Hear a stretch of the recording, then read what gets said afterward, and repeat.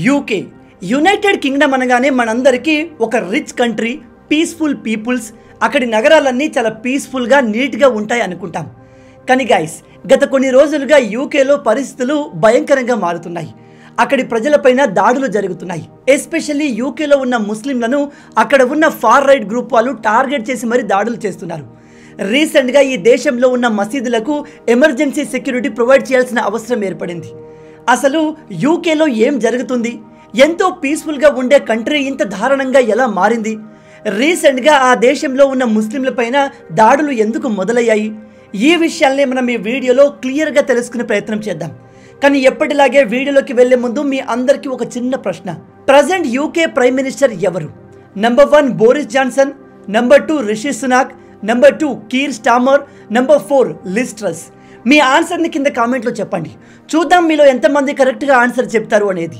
దీనికి right answer నేను video ఎండ్లో చెప్తాను. కాబట్టి వీడియోని ఏమాత్రం స్కిప్ చేయకుండా పూర్తిగా చూసి అన్ని విషయాలు తెలుసుకోండి.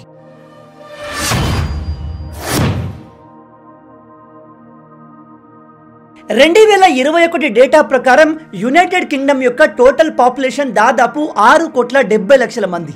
ఇందులో 6.5% ముస్లింలు ఉన్నారు. ఇది 2021 డేటా ప్రకారం కాబట్టి 2024 కల్లా ఈ సంఖ్య 8 నుంచి 10% రీచ్ అయి ఉంటుంది.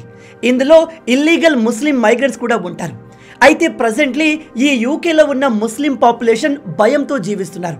మీరు ఇక్కడ యూకే గవర్నమెంట్ యొక్క నోటిఫికేషన్ చూడవచ్చు. ఇందులో వీళ్ళు చెప్పేది ఏమిటంటే, యూకేలో ఉన్న మసీదుల్ని కాపాడడానికి అక్కడి ప్రభుత్వం ఎమర్జెన్సీ సెక్యూరిటీని ప్రొవైడ్ చేస్తుంది. అండ్ ఈ సెక్యూరిటీని ప్రొవైడ్ చేయడానికి అక్కడి గవర్నమెంట్ $37 మిలియన్ డబ్బును ఖర్చు చేయబోతుంది. ఇప్పుడు మీరు కొంతమంది అనుకోవచ్చు, అదేంటి బ్రదర్, మసీదులకు సెక్యూరిటీ ప్రొవైడ్ చేయాల్సిన అవసరం ఏమొచ్చింది అని. విషయం ఏమిటంటే, యూకేలో ఉన్న ఫార్ రైట్ గ్రూప్ వాళ్ళకి, అంటే అక్కడి నేటివ్స్కి ఇమిగ్రెంట్స్ అంటే అస్సలు పడదు. వీళ్ళు బయట దేశం నుంచి తమ దేశంలోకి వచ్చే వాళ్ళను హేట్ చేస్తారు. అండ్ ఇప్పుడు వీళ్ళు అక్కడి మసీదులపైన అటాక్ చేయడం మొదలుపెట్టారు. ఎస్పెషల్లీ సాధారణ ముస్లిం ప్రజలపైన దాడులు చేయడం మొదలుపెట్టారు. వీటికి సంబంధించిన అనేక న్యూస్ ఆర్టికల్స్ని మీరు ఇంటర్నెట్లో చూడవచ్చు. చాలామంది అక్కడి ముస్లింలు మీడియా ముందుకు వచ్చి, మేము భయంతో జీవిస్తున్నాము, యూకేలో పుట్టి పెరిగిన ముస్లింలకు కూడా సెక్యూరిటీ లేకుండా పోయింది, అసలు ఈ దేశంలో ఇది మా దేశం అనే ఫీలింగ్ లేకుండా పోయింది అంటున్నారు. మీరు చెప్తే నమ్మరు, యూకేలో ఉన్న మసీదుల్ని కాపాడుకోవడానికి అక్కడి గవర్నమెంట్ అడిషనల్గా ఫండ్స్ని గ్యాదర్ చేయాల్సిన అవసరం ఏర్పడుతుంది. గవర్నమెంట్ ఇంత చేసినప్పటికీ వాళ్ళు అన్ని మసీదులను కాపాడలేకపోతున్నారు. ఎక్కడైతే గవర్నమెంట్ సెక్యూరిటీ ప్రొవైడ్ చేయలేకపోతుందో అలాంటి ప్రాంతాల్లో ముస్లిం సోదరులంతా కలిసి తమ మసీదు చుట్టూ నిలబడి వాటిని కాపాడుకుంటున్నారు. ఇక్కడ ఆశ్చర్యకరమైన విషయం ఏమిటంటే, యూకేలో ప్రపంచంలోనే one of the most developed కంట్రీలో ఇలా జరుగుతున్నప్పటికీ అమెరికా మాత్రం దీనిపైన నోరు మెదపడం లేదు. మీ అందరికీ తెలిసే ఉంటుంది, అమెరికా ప్రతి సంవత్సరం కొన్ని ఇండెక్స్లను రిలీజ్ చేస్తూ ఉంటుంది. అందులో వాళ్ళు చెప్తారు, ప్రపంచంలో ఈ దేశాలు చాలా ఆనందంగా ఉన్నాయి, అండ్ ఈ దేశాలు చాలా బీదరికంలో ఉన్నాయి, ఈ దేశంలో ఆకలి చావులు ఎక్కువగా ఉన్నాయి, ఈ దేశంలో తక్కువగా ఉన్నాయి అంటూ రకరకాల ఇండెక్స్లు తీసుకువచ్చి మిగతా దేశాల్ని వీళ్ళు అవహేళన చేస్తూ ఉంటారు. కానీ ఇప్పుడు తమ మిత్ర దేశమైన యూకేలో ఇలా జరుగుతుంటే మాత్రం దాని గురించి నోరు మెదపడం లేదు. ఆశ్చర్యకరమైన విషయం ఏమిటంటే, మత గొడవలు ఎక్కువగా జరిగే దేశాల లిస్ట్లో ఈ యూకే మీకు ఎక్కడ కనిపించదు. కానీ అక్కడే ఈ గొడవలు ఎక్కువగా జరుగుతున్నాయి. అందుకే నేను మీకు చెప్పేది ఏమిటంటే, ఈ వెస్టర్న్ దేశాల నుంచి వచ్చే ఇండెక్స్లను నమ్మకండి, అవన్నీ కూడా బయాస్డ్గా ఉంటాయి. ఇప్పుడు మీ అందరికీ ఒక డౌట్ రావచ్చు, అసలు యూకేలో ఇలాంటి పరిస్థితులు ఎందుకు వచ్చాయి? యూకే అనగానే అందరికీ బాగా రిచ్ కంట్రీ, ఎటు చూసినా నీట్నెస్ ఉంటుంది, డబ్బున్న వాళ్ళు ఎక్కువగా ఉంటారు, వాళ్లకు ఈ గొడవలు చేసేంత టైం ఉండదు అనుకుంటారు. కానీ ఈ యూకేలో ఇష్యూ మొత్తం మొదలైంది జూలై నెలలో. యూకేలో ఉంటున్న రవాండా దేశానికి చెందిన ఒక 16 సంవత్సరాల యువకుడు, వాడికి సడన్గా ఏమైందో తెలియదు. అతను తన ఇంటి నుంచి 20 కిలోమీటర్ల దూరంలో ఉన్న ఒక డాన్స్ క్లాస్కు వెళ్ళి అక్కడ డాన్సులు చేస్తున్న చిన్న పిల్లలు, 7 సంవత్సరాలు 8 సంవత్సరాల పిల్లలపైన కత్తితో దాడి చేశాడు. ఆ దాడిలో దాదాపు 3 ఆడపిల్లలు చనిపోయారు. ఈ దాడి చేసిన వ్యక్తి యూకేకి చెందిన పౌరుడే, కానీ ఇతను ఒక ఇమిగ్రెంట్. 10 సంవత్సరాల క్రితం వీళ్ళ పేరెంట్స్తో పాటు ఇతను రవాండా నుంచి యూకేకి వచ్చి సెటిల్ అయ్యాడు. ఈ ఇన్సిడెంట్ ఎప్పుడైతే జరిగిందో అక్కడి నుంచి ఆ దేశంలో ఉన్న నేటివ్ ప్రజల కోపం కట్టలు తెంచుకుంది. రోజు రోజుకి ఇలాంటి దాడుల సంఖ్య పెరుగుతూనే ఉంది. ఇక మేము సహించేది లేదు అంటూ అక్కడి ప్రజలు ఆ దేశానికి వచ్చిన ఇమిగ్రెంట్స్ పైన దాడులు చేయడం మొదలుపెట్టారు. స్పెసిఫిక్గా ముస్లిం ప్రజల్ని టార్గెట్ చేయడం మొదలుపెట్టారు. ఈ ఇన్సిడెంట్కి సంబంధించిన చాలా మిస్ఇన్ఫర్మేషన్ కూడా స్ప్రెడ్ అయింది. చాలామంది అనుకునేది ఏమిటంటే ఈ దాడి చేసిన వ్యక్తి ఒక ముస్లిం, అతని పేరు ఆలీ అని చెప్తున్నారు. కాకపోతే ఇది కంప్లీట్గా ఫేక్ న్యూస్. ఈ దాడి చేసింది ఇస్లాం మతానికి చెందిన వ్యక్తి కాదు. మళ్ళీ చెప్తున్నాను, ఈ దాడి చేసింది ఇస్లాం మతానికి చెందిన వ్యక్తి కాదు. ఎప్పుడైతే ఈ న్యూస్ బాగా స్ప్రెడ్ అయిందో అక్కడి ఫార్ రైట్ గ్రూప్ ప్రజలు యూకేలో మెజారిటీగా ఉండాల్సింది వైట్ పీపుల్స్, క్రిస్టియన్స్, కానీ మిగతా దేశాల ప్రజలు అక్కడికి వచ్చేసి వాళ్ళ పాపులేషన్ని విపరీతంగా పెంచుకుంటున్నారు అనే కసితో వాళ్ళపైన అటాక్ చేయడం మొదలుపెట్టారు. అయితే వీళ్ళు స్పెసిఫిక్గా ముస్లింలను ఎందుకు టార్గెట్ చేస్తున్నారు అంటే అక్కడి ప్రజల ప్రకారం ముస్లింలు తమ పాపులేషన్ని వేగంగా పెంచుకుంటున్నారు. ఇది ఇలాగే కొనసాగితే రాబోయే 10-20 సంవత్సరాల్లో అక్కడి పాపులేషన్లో భారీగా మార్పులు వచ్చి ఈ యూకే మొత్తం ఒక ఇస్లామిక్ కంట్రీగా మారే అవకాశం ఉందని వాళ్ళు భయపడుతున్నారు. ఇది కేవలం అక్కడి ప్రజల ఒక థియరీ మాత్రమే. యూకే ప్రజల్లో ఇలాంటి ఒక భయం ముందు నుంచే ఉంది.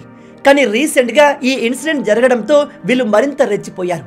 ఇక్కడ దాడి చేసింది ఇస్లాం మతానికి చెందిన వ్యక్తి కానప్పటికీ వీళ్ళు కావాలని అక్కడి ముస్లింలను టార్గెట్ చేసి దాడి చేయడం మొదలుపెట్టారు. అయితే యూకేలోని ప్రజలు ఇలాంటి దాడులు స్ట్రీట్ పైకి వచ్చి ప్రొటెస్టులు ఎందుకు చేస్తున్నారు అంటే ఇలా చేసి వాళ్ళు గవర్నమెంట్కి వార్నింగ్ ఇస్తున్నారు. మీరు వెంటనే ఇమిగ్రేషన్కి సంబంధించిన కొత్త రూల్స్ని తీసుకురావాలి. ఇలా ఎక్కువ మొత్తంలో బయట దేశాల వారిని తీసుకువస్తే దేశంలో అస్థిరత పెరుగుతుంది అని చెప్తున్నారు. లో ప్రైస్లో బయట దేశంలో చీప్ లేబర్స్ దొరుకుతున్నారు అని వాళ్ళను ఇక్కడికి తీసుకురాకండి. ఈ దేశంలో ఎలాంటి ఉద్యోగాలు ఉన్నా ఇక్కడి వారికే ఇవ్వాలని డిమాండ్ చేస్తున్నారు. ఇలా మెల్లమెల్లగా అక్కడ దాడులు పెరుగుతూనే ఉన్నాయి. ఈ దాడులు చేస్తున్న అక్కడి నేటివ్ ప్రజల యొక్క స్లోగన్ ఏంటో తెలుసా? ఎనఫ్ ఈజ్ ఎనఫ్ అని. అంటే ఇప్పటికే మేము చాలా సహించాం, ఇక సహించేది లేదు అంటూ వాళ్ళు రోడ్లపైన దిగుతున్నారు. ఇలాంటి మెంటాలిటీ అక్కడ ప్రజల్లో ఆల్రెడీ ఉంది. కాకపోతే ఎప్పుడైతే ఈ చనిపోయిన పిల్లల ఫోటోలు బయటకు వచ్చాయో అది అక్కడి ప్రజల్ని మరింత రెచ్చిపోయేలా చేసింది. అయితే ఈ యూకేలోని ప్రజలంతా ఇలాగే ఉన్నారా? ఈ యూకేలోని ప్రజలంతా ఇమిగ్రెంట్స్తో ఇలాగే బిహేవ్ చేస్తున్నారా అంటే లేదు. ఇది కేవలం ఒక పర్టికులర్ గ్రూప్ చేసే పనులు. వీళ్లకు అగెన్స్ట్గా అక్కడి లిబరల్ ప్రజలు రోడ్లపైన వచ్చి ఇమిగ్రెంట్స్కి సపోర్ట్ చేస్తూ ప్రొటెస్ట్ చేస్తున్నారు. ఇప్పుడు వాళ్లకు వీళ్లకు మధ్య గొడవలు అవుతున్నాయి. అంటే యూకేలో ఉన్న ఫార్ రైట్ నేటివ్స్ మైగ్రెంట్స్ పైన దాడులు చేస్తుంటే అదే దేశంలో ఉన్న లిబరల్స్ ఈ మైగ్రెంట్స్ని సపోర్ట్ చేస్తూ ఫార్ రైట్ గ్రూప్కి అగెన్స్ట్గా పోరాడుతున్నారు. ఇలా రోజు రోజుకి ఆ దేశంలో గొడవలు పెరుగుతూనే ఉన్నాయి. ఆల్రెడీ యూకేలో పరిస్థితి దారుణంగా మారింది. ఇంకా ఇలాంటి ఒక్క ఇన్సిడెంట్ జరిగినా అక్కడ పరిస్థితులు మరింత హింసాత్మకంగా మారుతాయి. ప్రజెంట్ యూకేలో ఉన్న ఇమిగ్రెంట్స్ పైన, అది ఇండియన్స్ కావచ్చు, వేరే దేశాల వాళ్ళు కావచ్చు, వీళ్ళపైన భారీ ఎత్తున దాడులు జరిగే అవకాశం ఉంది. ఎస్పెషల్లీ వీళ్ళు టార్గెట్ చేస్తుంది ముస్లిం ప్రజల్ని.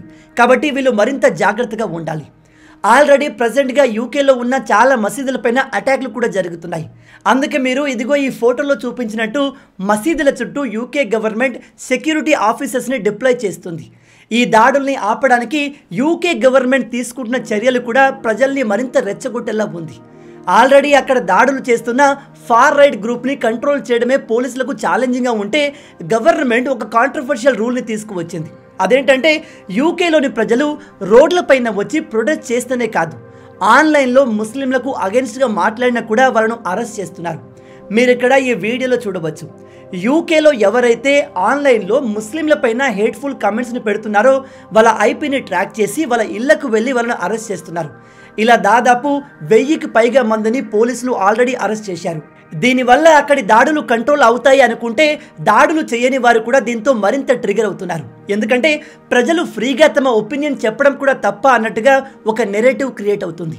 ఈ విషయం పైన ఇలాన్ మాస్క్తో పాటు పెద్ద పెద్ద లీడర్లు రెస్పాండ్ అవుతూ యూకేలో జరుగుతున్న గొడవని కంట్రోల్ చేయండి, అంతేగాని ప్రజలు ఫ్రీగా తమ ఒపీనియన్ని సోషల్ మీడియాలో చెప్పడాన్ని ఆపడం కరెక్ట్ కాదు, అది ప్రజల ఫ్రీడమ్ని హరించడం అవుతుంది అని చెప్తున్నారు. దీని గురించి మీరేమనుకుంటున్నారు? యూకేలో ఈ గొడవలు ఇప్పట్లో ఆగుతాయి అనుకుంటున్నారా? అక్కడి ముస్లిం ప్రజలపైన దాడులు చేయడం ఎంతవరకు కరెక్ట్? ఎవరో ఒకరు లేదా కొంతమంది చేసిన మిస్టేక్ కారణంగా మిగతా సాధారణ ప్రజల్ని శిక్షించడం ఎంతవరకు కరెక్ట్? మీ ఆలోచనల్ని కింద కామెంట్లో చెప్పండి. చివరగా మీ అందరికీ నేను చెప్పదలుచుకున్న విషయం ఏమిటంటే, మీరు డబ్బు సంపాదించడానికి ఏ దేశానికైనా వెళ్ళండి. అక్కడ వెళ్ళి మీరు ఎంతైనా డబ్బులు సంపాదించండి. మీరు కోటీశ్వర్లు అయినప్పటికీ సొంత దేశంలో ఉన్న సెక్యూరిటీ, సొంత దేశంలో ఉన్నామనే ఫీలింగ్ వేరే దేశంలో ఎంత డబ్బులు పెట్టినా మీకు రాదు. పాపం మన దేశం నుంచి ఇతర దేశాల నుంచి ఎంతోమంది ఈ యూకేకి అమెరికాకి డబ్బులు సంపాదించేందుకు తమ లైఫ్ని మరింత ఇంప్రూవ్ చేయడానికి అవకాశాల కోసం వెళ్తారు. కానీ అక్కడి ప్రజలు ఇదిగో ఈ విధంగా మారుతుంటే వాళ్లకు తమను తాము కాపాడుకోవడమే పెద్ద ఛాలెంజ్గా మారుతుంది. ప్రజెంట్లీ ప్రపంచవ్యాప్తంగా పరిస్థితులు రోజు రోజుకి వేగంగా మారుతున్నాయి. కాబట్టి తప్పని పరిస్థితుల్లో వెళ్ళక తప్పదు అనిపిస్తేనే ఇతర దేశాలకు వెళ్ళండి. లేదు వేరే ఆప్షన్ ఉంది, ఇక్కడ కూడా లైఫ్ని బెటర్గా చేసుకోవడం పాసిబుల్ అవుతుంది అనిపిస్తే ఇండియాని వదిలి వెళ్ళకండి. ఇక నేను మీకు మొదట్లో అడిగిన ప్రశ్నకు సమాధానం విషయానికి వస్తే యూకే ప్రైమ్ మినిస్టర్ ఎవరు? దీనికి right answer number 3 Keir Starmer. మీలో ఎంతమంది దీన్ని కరెక్ట్గా ఆన్సర్ చేయగలిగారు హానెస్ట్గా కింద కామెంట్లో చెప్పండి. మొత్తంగా ఇవే ఈ వీడియోకి సంబంధించిన పూర్తి విషయాలు. ఈ వీడియో మీకు నచ్చింది అనుకుంటున్నాను. నచ్చితే అలా ఊరికే చూసి వెళ్ళిపోకుండా వీడియోని లైక్ చేయండి. ఈ వీడియోకి నేను మీకు ఇచ్చే లైక్స్ టార్గెట్ 5000 లైక్స్. చాలా ఈజీ, సింపుల్గా చేసేయండి. మీరు కొట్టే లైక్స్కి కింద ఉన్న లైక్ బటన్ పగిలిపోవాలి. అలాగే ఇలాంటి మరిన్ని ఇంట్రెస్టింగ్ వీడియోస్ కోసం మన ఛానల్ని సబ్స్క్రైబ్ చేసి మమ్మల్ని సపోర్ట్ చేయొచ్చు కదా. ఇది మీకు కంప్లీట్లీ ఫ్రీ.